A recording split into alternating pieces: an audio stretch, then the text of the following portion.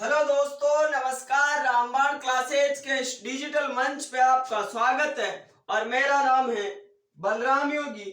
और जैसा कि पिछली क्लास में मैंने आपको राजस्थान जो हिस्ट्री है उसमें जो मोस्ट रिपीटेड क्वेश्चन है जो बार बार प्रतियोगी परीक्षाओं में पूछे जाते हैं उनके बारे में मैंने आपको बताया था।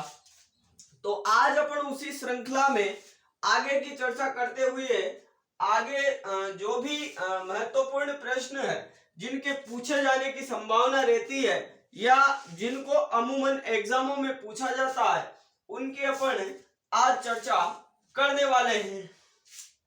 तो मैंने आपको पिछली क्लास में बताया था कि राय पिथौरा या दल पंगुल यानी विश्व विजेता के नाम से पृथ्वीराज चौहान थर्ड को जाना जाता है।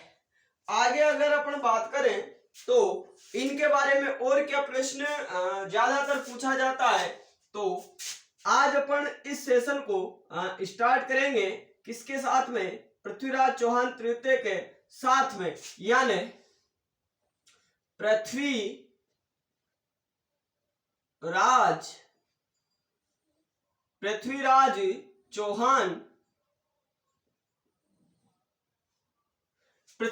चौहान थर्ड की,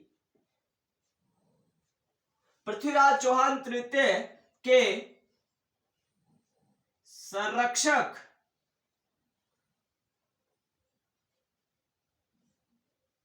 कौन थे। इसका मतलब यह है कि पृथ्वीराज चौहान जब 11 वर्ष की अवस्था में अखंड भारत का राजा बन गया था तो उस समय इस पृथ्वीराज चौहान तृतीय का संरक्षक कौन था, ये प्रश्न बार बार पूछा जाता है।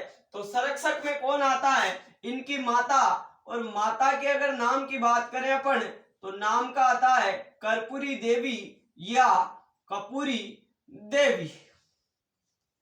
ये इनकी क्या बन गई थी, संरक्षक बन गई थी। आगे अगर अपन बात करें तो महोबा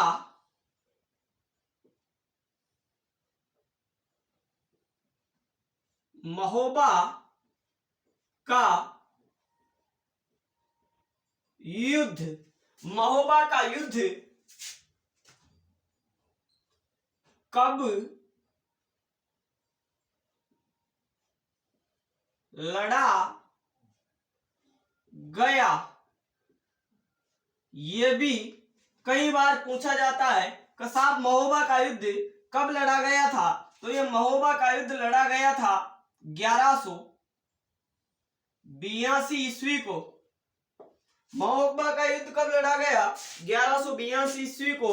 एक तरफ पृथ्वीराज चौहान तृतीय और दूसरी तरफ चंदेल वंश के राजा परमर्दी देव चंदेल, और इसमें परमर्दी देव चंदेल के दो सेनापति आल्हा और उदल ये वीर गति को प्राप्त होते हैं।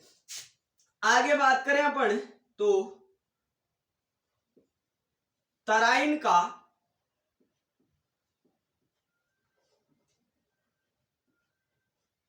प्रथम युद्ध,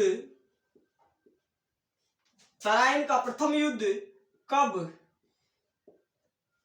व किस किस के बीच में, किस किस के बीच में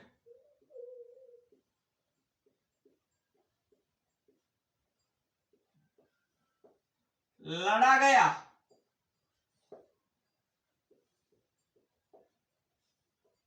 तो ये जो युद्ध था ये 1191 ईस्वी को पृथ्वीराज चौहान तृतीय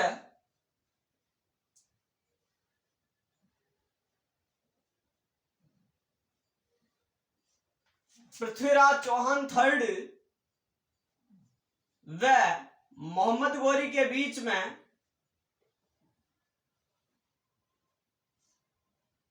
मोहम्मद गोरी के मध्य में यह युद्ध लड़ा गया था। यानी तराइन का जो पहला बैटल हुआ था ये 1191 को पृथ्वीराज चौहान तृतीय और मोहम्मद गोरी के बीच में लड़ा गया था। आगे बात करें अगले प्रश्न की तो तराइन का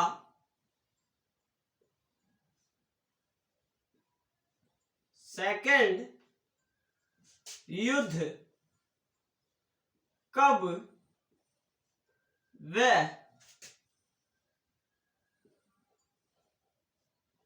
किस किस के बीच लड़ा गया।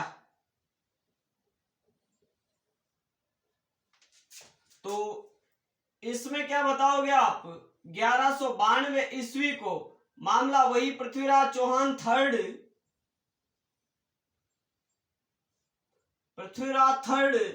व शिहाबुद्दीन गोरी यानी मोहम्मद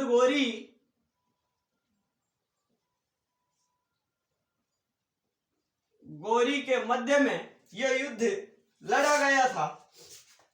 तो ये जो अजमेर सांबर के चौहानों का इतिहास है, इसमें इन प्रश्नों के आने की हमेशा ज्यादा संभावना रहती है।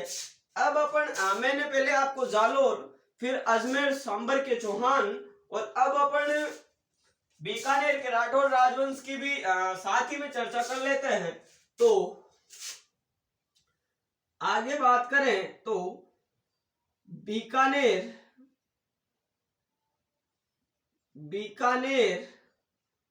का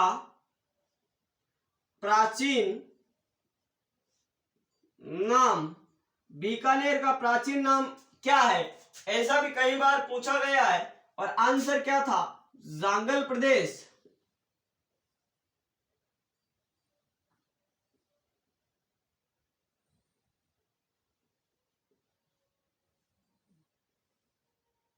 बीकानेर का प्राचीन नाम क्या था? जांगल प्रदेश। आगे बात करें तो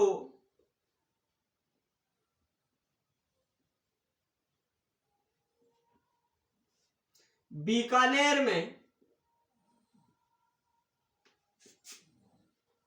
राठौड़ वंश का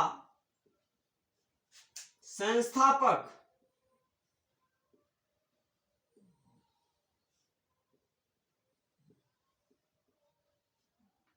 बीकानेर में राठौड़ वंश का संस्थापक कौन था? तो संस्थापक में आप बताओगे राव बीका। इस राव बीका के द्वारा ये जो बीकानेर का राठौड़ राजवंश था, इसको स्टेब्लिश किया गया था। आगे बात करें तो कलयुग का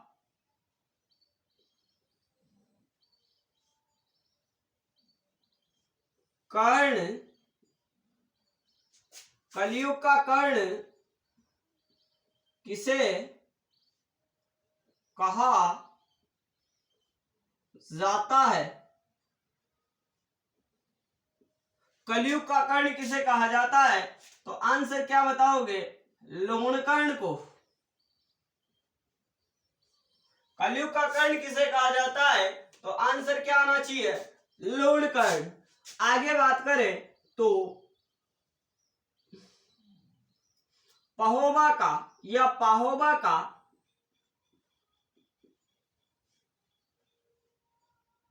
युद्ध कब व किस किस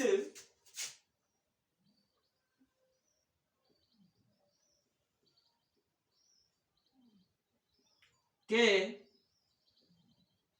मध्य हुआ?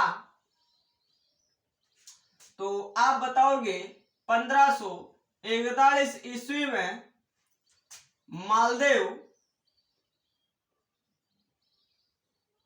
व ज़ैत्सी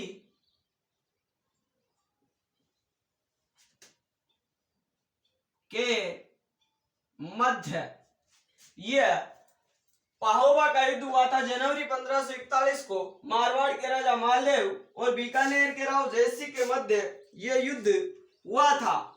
आगे अगर अपन बात करें तो जैसे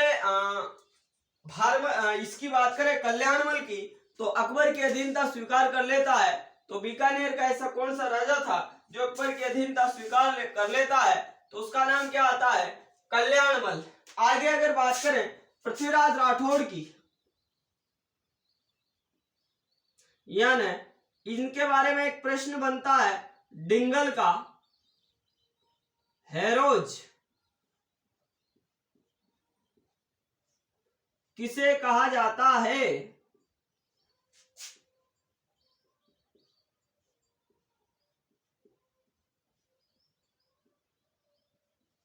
डिंगल का हेरोज किसे कहा जाता है? तो आंसर क्या है इसका? पृथ्वी राज राठौड़,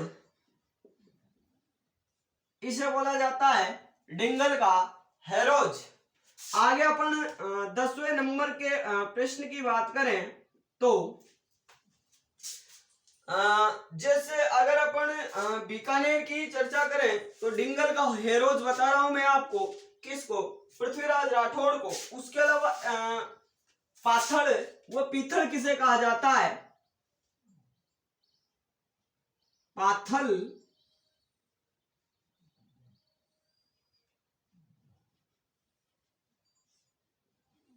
व पीथल किसे कहा जाता है?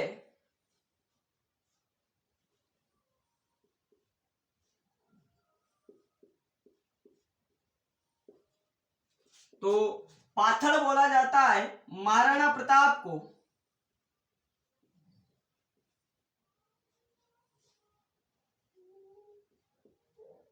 व पीथल किसे बोला जाता है? पृथ्वी राज राठौड़ को। किसको बोला जाता है? पृथ्वीराज राठौड़ को। और ये पृथ्वीराज राठौड़ कौन थे? बीकानेर के। ये कौन थे? कल्याणमल के पुत्र थे। आगे अगर अपन 11वें प्रश्न की बात करें तो आपको कंफ्यूजन करने के चक्कर में कभी कभार ये भी पूछा जाता है कि साहब पाथल व पीथल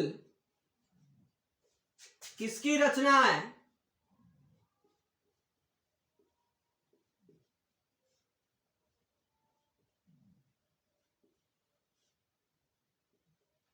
किसकी रचना है? तो आंसर क्या है? कन्हैयालाल सेठिया।